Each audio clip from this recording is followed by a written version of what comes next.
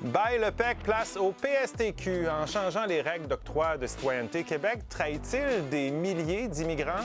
Avec François Lambert, Victor Henriquez, Antonine Iaccarini, Jacinthe Evarel, c'est parti pour 30 minutes de débat. L'immigration, un thème majeur du dernier mandat de François Legault, qui répète régulièrement que la capacité d'accueil et d'intégration de la province est dépassée. Dans son plan d'immigration 2026-2029, il a fait passer les seuils de sélection des nouveaux résidents permanents de 60 000 en 2025 à 45 000 cette année. Parmi les outils pour y arriver, la fin officielle du programme de l'expérience québécoise, le PEC. Ça a été lancé en 2010. Le programme offrait en fait une voie rapide à certains immigrants pour l'obtention de la résidence permanente. Mais aujourd'hui, le seul chemin, c'est le PSTQ, un système beaucoup plus sélectif. Rappelons-nous l'objectif. Il y a trop d'immigrants temporaires à Montréal et à Laval. Il faut réduire le nombre. C'est ce qui justifie, selon la CAQ, de mettre la hache dans le programme d'expérience québécoise qui offrait une voie rapide, simple et prévisible aux étudiants étrangers et travailleurs temporaires. On étudiait ou travaillait ici et on parlait français, eh bien, on obtenait son certificat de sélection du Québec.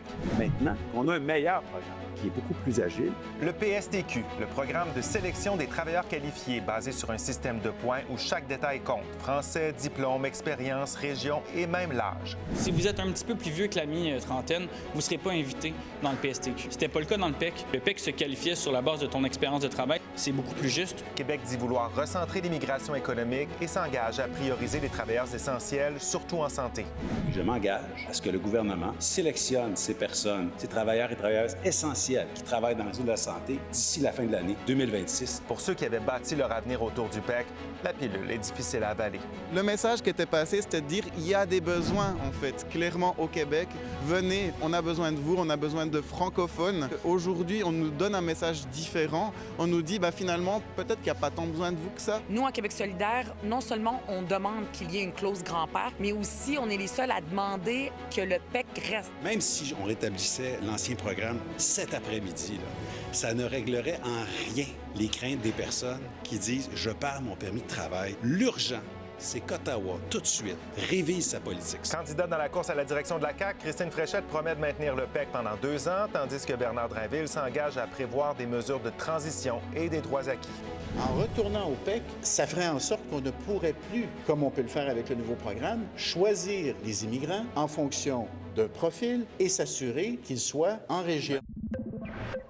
Notre question ce soir, le gouvernement devrait-il reculer et maintenir dans son intégralité le programme d'expérience québécoise? Peut-être avec quelques modifications, mais bref, est-ce qu'il devrait reculer et le maintenir? Premier tour de table, François, qu'est-ce que tu en penses? Bien, définitivement. Qu'est-ce qu'on essaie de régler? Des fois, le gouvernement essaie de régler un problème qui n'existe pas tant que ça. Parce que l'APEC, là, c'est seulement 5 des immigrants temporaires. Donc, on parle à peu près de 5 000 à 7 000 personnes. C'est très, très peu pour un sujet qu'on parle non-stop. Là, tu as commencé déjà avec des chiffres, puis je vois des visages. J'ai vu des têtes qui ont bougé. Et ils vont popper un peu pendant l'émission. Vous allez certainement en discuter. Qu'est-ce que tu en penses, toi, de cette idée de maintenir le PEC? Moi, je suis pour le maintien du PEC. On aura l'occasion d'en débattre en large, mais je pense que le plus important, c'est de ne pas oublier que oui, on veut choisir, on veut sélectionner, mais il faut aussi être sélectionné, il faut aussi être attrayant et il faut aussi assurer de la prévisibilité. En ce moment, on met ça de côté dans ce programme-là. Je retiens prévisibilité de ton côté. Antonine? C'est vrai, il faut arrêter les politiques en dents de scie. Par contre, pour moi, la simplification des programmes qu'on a connus, c'est une bonne chose. Et de miser sur le PSTQ. Après, on peut élargir les critères du PSTQ. Mais de là à rouvrir le PEC, qui est un programme avec lequel on a beaucoup plus de difficultés à prioriser certaines choses, à prioriser certaines candidatures. Je pense que le PSTQ va être plus efficace et plus agile. On va pouvoir l'ajuster selon aussi la vision des partis politiques qui vont être au pouvoir. Jacinthe Ève?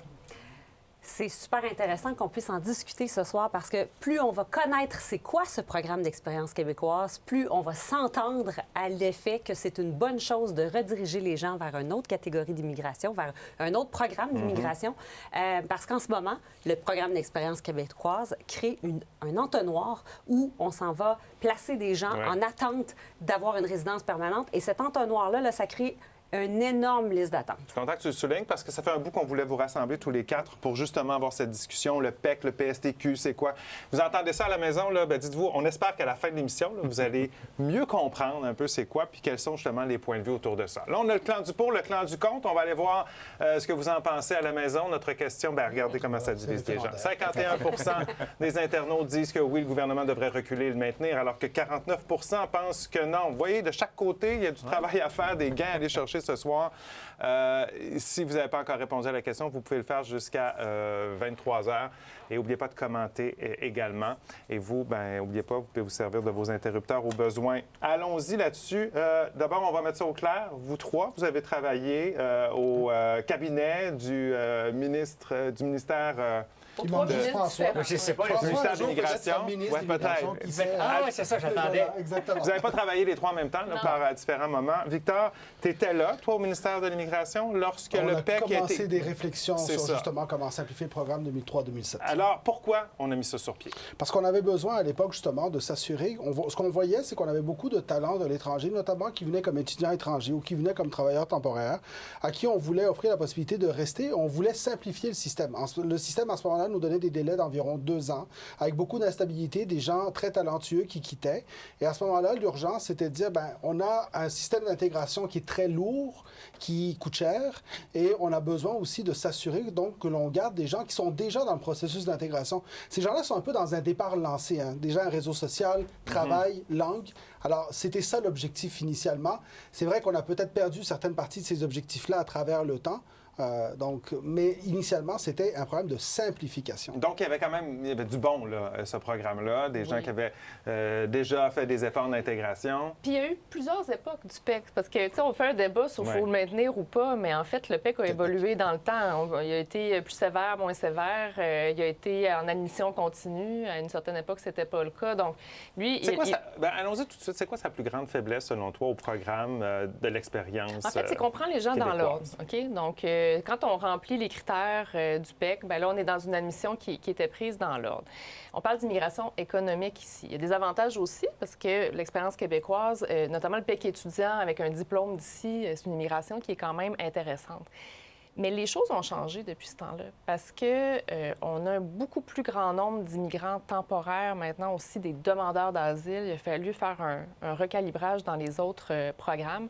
Mettons ça au clair, là. Les demandeurs d'asile n'ont rien à voir avec le PEC, mais c'est le fait qu'on a plus de demandeurs d'asile, donc la capacité d'intégration, c'est là que ça vient débalancer un peu. On avait plus de demandeurs d'asile. Oui, tu as raison. 2023, on a eu un pic de demandeurs d'asile à 177 000. L'an dernier, on était à 32 000 et on est encore en baisse. Alors, oui, on avait plus plus de demandeurs d'asile. C'est ça qui est venu déséquilibrer. C'est ça qui est venu déséquilibrer. En ce moment, on en a plus maintenant qu'on en avait à l'époque que le PEC a été créé. Oui, mais on en reçoit 40 000 par année. Ça a un impact, évidemment. Quand on parle qu'on a des seuils d'immigration permanente de 40 000, si on reçoit 40 000 demandeurs d'asile par année, ça demande certains ajustements. C'est des gens qui restent ici des fois pendant 2 ans. Oui, mais d'un côté... dans le calcul. Parce que je ne les rentre pas dans le calcul. Je dis que ça a un impact sur notre capacité d'accueil.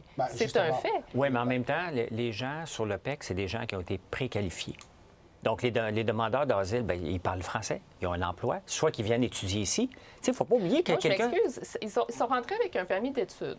Oui. Donc là, on a un permis d'études. Parfait. On est considéré comme de l'immigration temporaire. Attends un peu, mais ils ont payé pour venir étudier ici. Oui, puis on leur donne un permis d'études en disant tu vas retourner dans... Excusez, mais c'est ça, quand on donne un visa d'études ou de... Tu viens étudier, mais tu vas retourner après. Oui, il faut même que tu le démontres, je vais retourner mais par la suite. Mon fils, qui étudie aux États-Unis, a le même challenge. Il a le droit d'étudier, il a le droit de rester 6 mois après. Dans son cas. Il n'y a pas de garantie de devenir un citoyen américain. Absolument. Il y a une garantie qu'il doit partir 6 mois après. C'est ça. Au Canada, il y en avait une. Au Québec, on avait une. Justement, ce que le PEC avait introduit, c'était cette espèce de nouvelle catégorie où est-ce que oui, en principe, un étudiant étranger en 2007, 2008, 2009 venait ici, savait qu'après 2 ans, il devait repartir.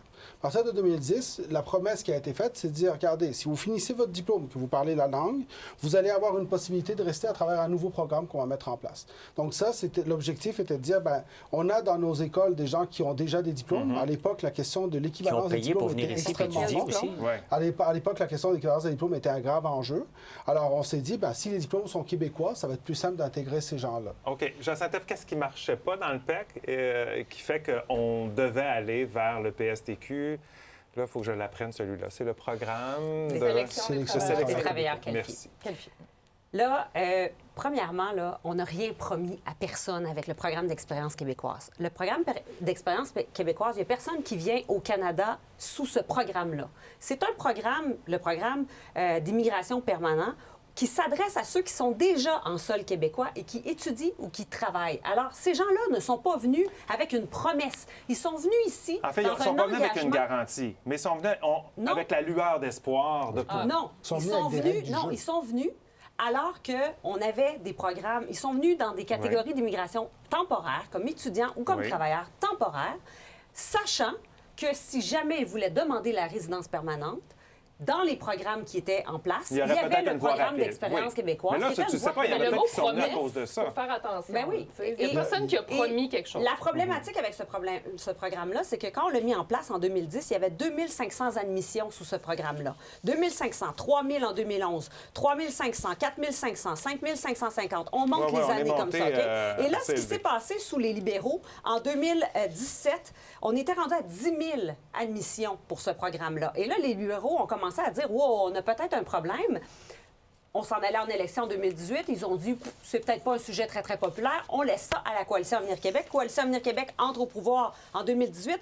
12 000 admissions en 2018. 13 500 en 2019. Et là, ça monte 14 000, 15 000. On est aux alentours de 15 000. Et c'est ça, là. Le volume qui entrent, ça fait en sorte que ces gens-là s'en vont dans une liste d'attente parce qu'ils n'ont pas la résidence permanente instantanément. Mais ils travaillent ici ou ils étudient ici. Ils ont des actifs pour la société. Mais il y a une chose... Attends, on va aller à la pause, là, parce que...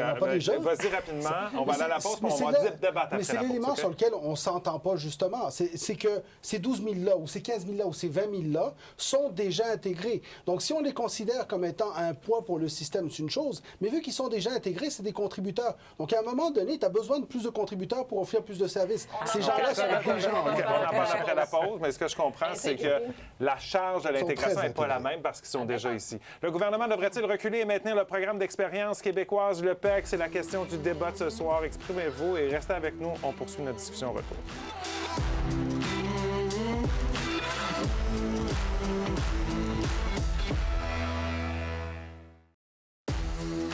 On est de retour au débatteur. Je vous rappelle notre question ce soir. Est-ce que le gouvernement devrait reculer et maintenir le programme d'expérience québécoise, le PEC? Alors, c'est la question. Allez y répondre. Vous pouvez commenter également. Essayons de clarifier quelle est la principale distinction à faire entre le PEC et le PSTQ, le nouveau programme de sélection des travailleurs qualifiés. Qui se lance? D'abord, je veux juste dire que le PSTQ est venu remplacer un autre programme qui existait, qui était le PRTQ. On a toujours... Désolée, mais il y avait beaucoup de programmes différents. Le PEC, c'est un programme où, quand tu remplissais les critères, t'es sélectionné et t'es amené. C'est premier arrivé, premier servi. Alors que le PSTQ anciennement, tu peux mettre des critères différents. Donc, tu peux dire, nous, on cherche des infirmiers, des infirmières, on a des secteurs prioritaires pour les 3 prochaines années, on fait une planification de l'immigration, on va prioriser ces gens-là. Donc, ça ne veut pas dire que d'autres personnes ne réussiront pas à se qualifier, mais ils vont passer peut-être après. Donc, on peut jouer comme ça avec les critères. Ils ne sont pas fixés dans le temps. Un parti politique peut se faire élire en disant, moi, dans le PSTQ, moi, là, je suis chef du Parti libéral, je vais augmenter ça à 80 000, puis l'hôtellerie va embarquer là-dedans. Vous faites ce que vous voulez avec le programme. Le PEC, c'est surtout les étudiants. Il y a trop d'étudiants étrangers qui sont rentrés ici. On aurait pu dire, regarde, nous, on n'accepte pas plus que 5 000.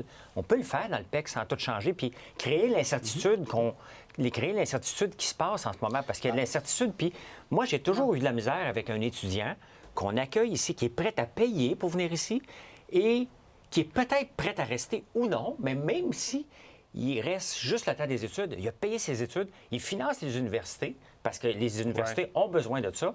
Et là, ça se peut qu'il pourrait rester après alors qu'il a passé 4-5 ans. C'est ça le problème. Il y a deux éléments. Un des enjeux, lorsqu'on regarde le PEC, c'était une voie rapide. Quand tu es sur l'autoroute, puis c'était une voie express. Donc, c'est une voie où est-ce qu'il n'y avait pas de critères de métier, il n'y avait pas de critères de région, il y avait le critère de dire, toi, tu es intégré. Parce que ce qu'on considérait à l'époque, c'était que l'emploi était le principal facteur d'intégration avec la langue. Donc, cette philosophie, c'était, si tu travailles et que tu parles français, ah ouais, let's go, tu rentres. Ça, c'était une philosophie qui était très libérale et que oui, à ce moment-là, ça a amené un backlash. C'est ça la réalité. Et au Québec, d'ailleurs... Il y a les étudiants aussi, là. Ben, on n'est pas obligé d'avoir un emploi. Oui, mais justement, ça, c'est la première partie pour les travailleurs, si je compare avec le PSTQ. Au niveau des étudiants, le PEC, ce qu'il apportait de plus, c'est qu'un étudiant qui finissait avec un diplôme québécois avait aussi accès à une voie rapide de ce côté-là. Et là-dessus, il y avait un enjeu parce que notamment les AEC étaient admissibles. Il y avait beaucoup de diplômes de très bas niveau qui étaient admissibles. Alors, les attestations d'études collégiales, il y avait plusieurs diplômes. Excusez-moi. Les attestations d'études collégiales. Dans un collège boboche, puis en n'importe quoi. Donc ça, là-dessus, il y avait un besoin de resserrer. D'ailleurs, ça a été fait. Donc, la différence, elle est dans le côté voie express. Parce que là, ce qu'on arrive, c'est qu'on dit on va sélectionner.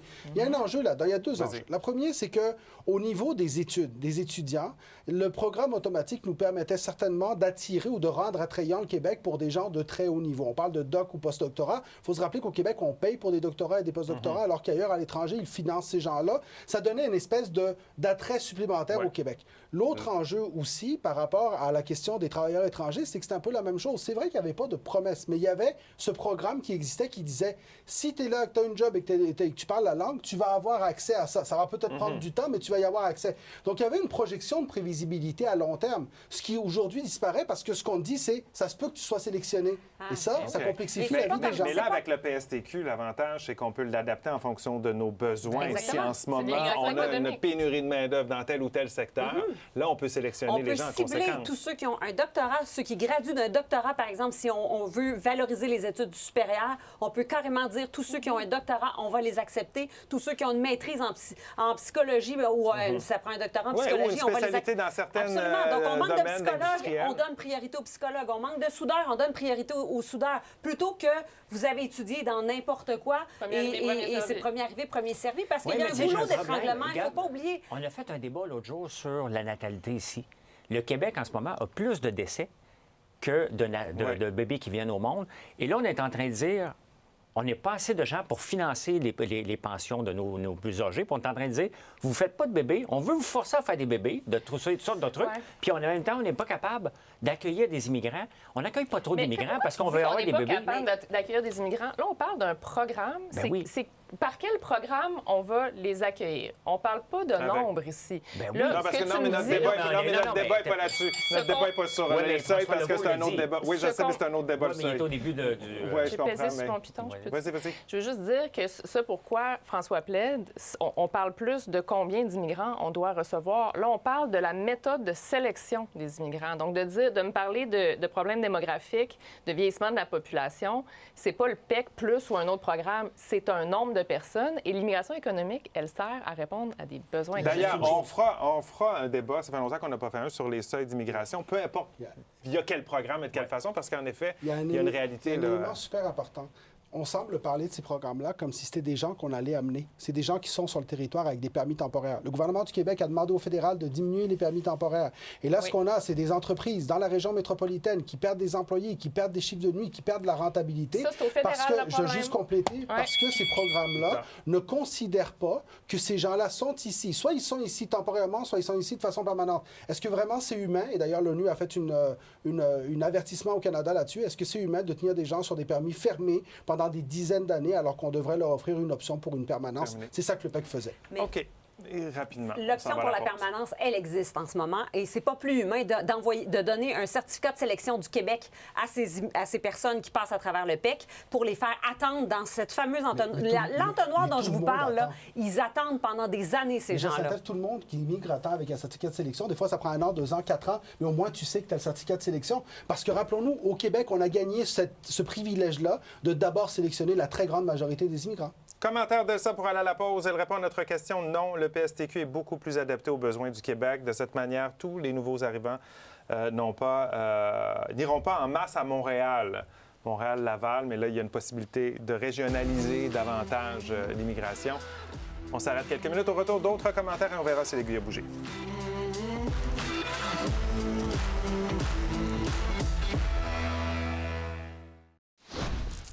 On On est de retour, c'est le moment de lire quelques commentaires. Maxime nous dit non, il ne faut pas conserver le PEC. Il dit le Québec a dépassé sa capacité d'accueil. Il faut prendre soin de nos gens et s'assurer de les loger convenablement avant de penser à accueillir de nouvelles personnes. Claudette nous dit oui, bien que le PSTQ paraisse prometteur, il ne semble pas encore pleinement fonctionnel. Ainsi, la clause grand-père s'impose pour le PEC. Et Harold nous dit oui, il faut maintenir le PEC. Le vrai enjeu, c'est la qualité de l'intégration.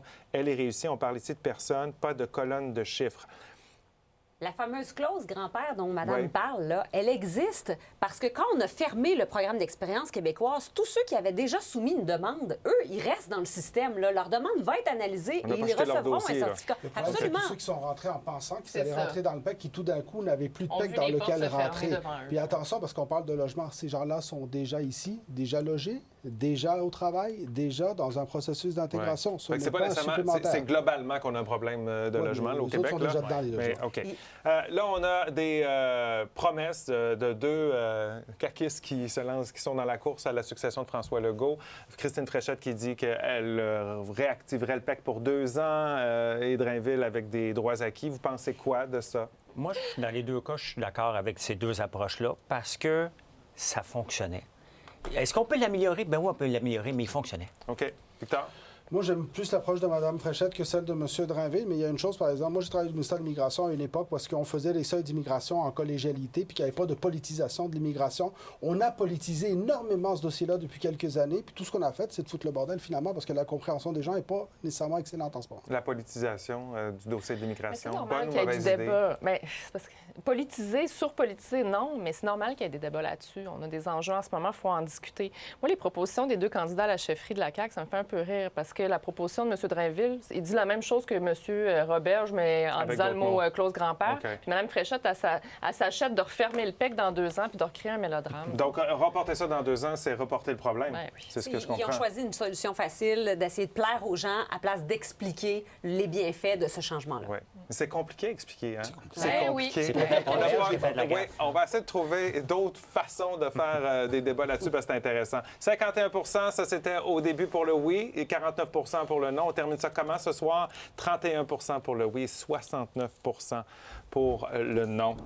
Alors, voilà, c'est comme ça qu'on se termine. Mais c'est du côté du oui, l'étoile du match ce soir. Victor, qui a les meilleurs arguments selon nos téléspectateurs. Merci d'avoir été avec nous. Merci de vous être prêté à l'exercice. On va en refaire parce qu'il faut comprendre ces programmes-là puis comprendre vers où on s'en va là-dedans. Merci. Passez une excellente fin de semaine. On se retrouve lundi.